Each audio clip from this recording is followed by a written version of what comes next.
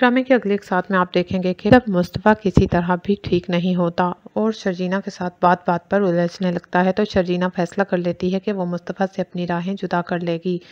वो सोचती है कि कुछ अरसे के लिए वो मुस्तफ़ा को अकेला छोड़कर चली जाएगी, शायद फिर ही मुस्तफ़ा को अक्ल आए।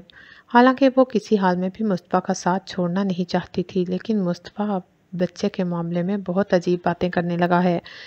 वो सोचती है कि वो हर मामले में कंप्रोमाइज़ कर सकती है, लेकिन बात जब बच्चे की आ जाए तो वो कंप्रोमाइज़ नहीं कर सकती।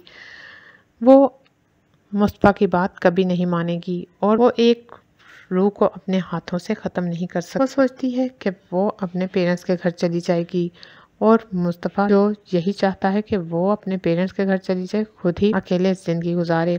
अगर उसे किसी रिश्ते की ज़रूरत नहीं तो ठीक है, मैं भी उसके पास नहीं रहूँगी। शर्जीना अपना सामान पैक कर लेती है और अपने पेरेंट्स के घर चली जाती है। शर्जीना के पेरेंट्स उसे देखकर घबरा जाते हैं। वो कहते हैं क्या हुआ?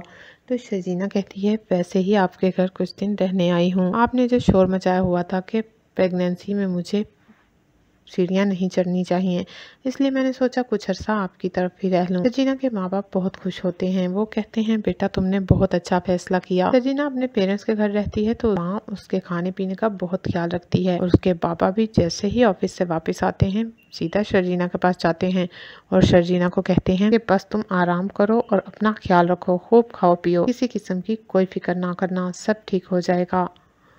शर्जीना हैरान होकर अपने बाबा को देखती है, ऐसे जैसे उन्हें कुछ मालूम हो कि वो मुस्तफ़ा से लड़के आई है, लेकिन जब वो अपने बाबा के चेहरे पर देखती है तो उन्हें ऐसी कोई बात नज़र नहीं आती।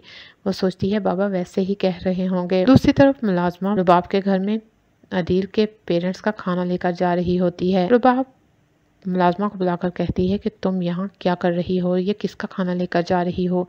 तो मुलाजमा कहती है कि ये अदील साहब की मामा और बाप का खाना है। वो कहती है कि किस तरह खिदमतें करवा रहे हैं यहाँ और मेरे बाप के पैसों पर ऐश कर रहे हैं। मुलाजमा कहती है जी आपने कुछ कहा? तो रुबाब कहती है नहीं कुछ नहीं कहा, जाओ तुम। वो सोचती है कि जल्द ही उसे कुछ करना होगा ताकि अदील अपने पेरेंट्स को लेकर यहाँ से चला जाए और अदील को तो उसे वैसे भी पकड़वा देना चाहिए धोखे के केस में।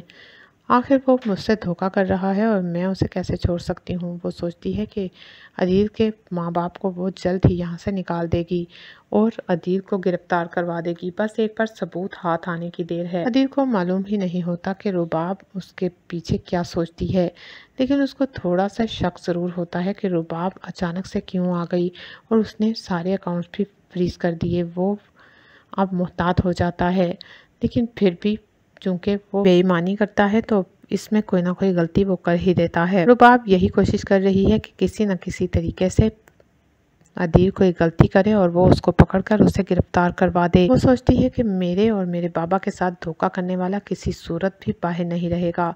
वो जेल में जाकर अपने किए का मज़ा ज़रूर चखेगा और वैसे भी इसको सबक आना चाहिए कि इसने धोखा दिया भी तो किसको? रुबाब को। रुबाब तो इसका जीना हराम कर देगी। रुबाब अदील के बारे में ऐसी बातें सोचती है और फिर सोचती है कि बस एक बार मौका हाथ आ जाए, मैं इसे कहीं का नहीं छोड़ूंगी।